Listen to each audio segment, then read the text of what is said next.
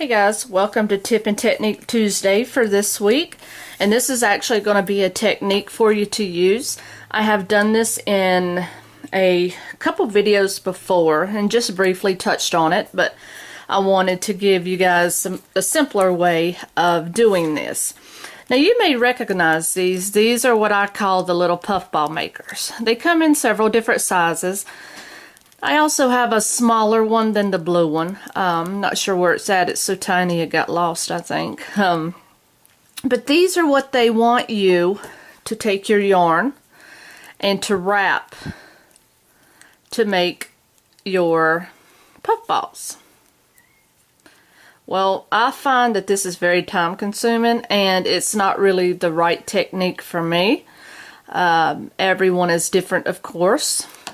So this is one example of how people make these. Then another example, you have cardboard, just basic plain cardboard that I see that's just being wrapped and wrapped and wrapped and wrapped. Okay, you have different sizes of those. You can make it this size and you can make it this size and make it long ways or short ways, however. And then they also have circular ones like that. Well, as you noticed, if you've paid attention to in my previous hat videos that I do have pom-poms on top of, I don't use either technique. For example, in my little monkey beanie here, I have a poof ball. It looks fine, right? There's nothing special about it.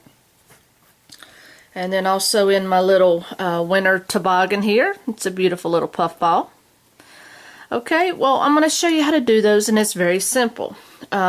I feel like sometimes some of our ways of doing things is a little overrated and needs to be a little simplified. So what I'm going to show you today is how to make a basic puffball. All you need is your yarn, your hand, and where did my other piece of yarn get to? A piece of yarn of the same color. Maybe, and mine's a little long in this case, but I will just add mine in with the strings in the end and just clip it to match the rest of them. Maybe 6-7 inches long.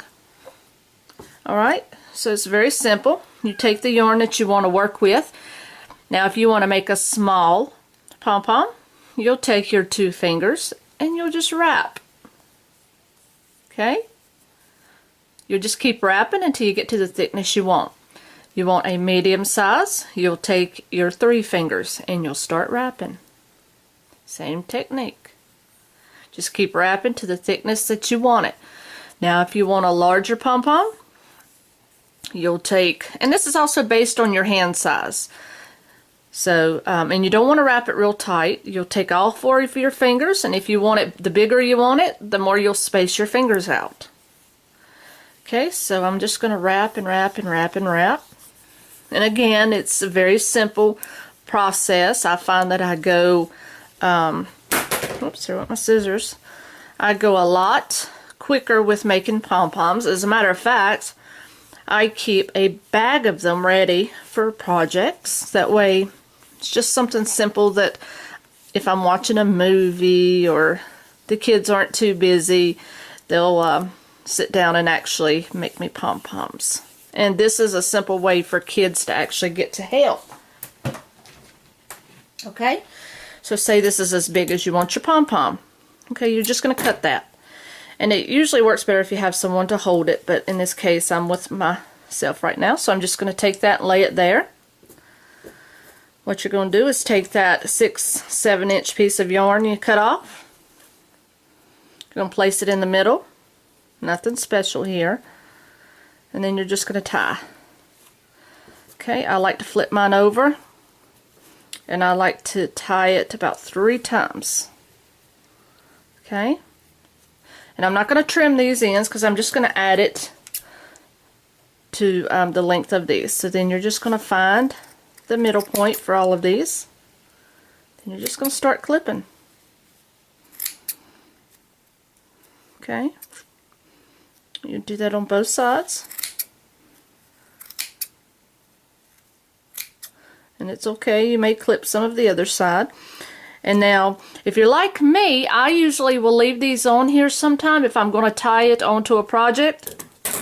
like these, I just use those 2 little strings to tie that on. I'll pull it underneath the top of the hat and I'll just attach it with that. Or if I wanted to do something different, I'll just cut these down to match the rest of these. Okay, now if you like your puff ball scraggly, there you have it. If you like it to be evened up, you just go around and you'll trim your spokes a little bit to where they match each other a little better. Just like so. If you want to shorten it, you can do that. You can take off as much or as little as you please. Okay? So see how simple that was to make these. Now, when I try to use anything other than my hand, I see that it's taken me way too long. And if any of you know me, I'm a fast worker. I'm I don't know, classified as a speedy crocheter anyway, so I like to get things done in a quickly manner sometimes. And this helps as far as the little tedious stuff of making items to go on your hats and things like that. So anyways, actually I have to give the credit to my husband, Chris. He says, honey, he says, you're making this difficult on yourself. And this when I was trying to roll with these or the cardboard, and we just got to exploring, and to be honest, the simplest way to do it is to use your hand, a pair of scissors, and about a 6-inch tie string, and you have all you need to make your pom-poms. And see, you can't tell any difference between this and one that you would have wound. So, simple technique. I hope you guys enjoyed that, and if you have any questions about this, you can leave it in the description box below. And for those of you that do watch my videos, if you would like to join me on my Facebook as well, it's www.facebook.com/Stitchinstacy, okay? So, well, .com, of course you guys know that. So join me on my Facebook. I have conversations on there all the time. I also give helpful hints and answer questions the best that I can. So feel free to join me and add me. And until my next video, guys, hope you enjoyed your technique today. And happy hooking, everybody.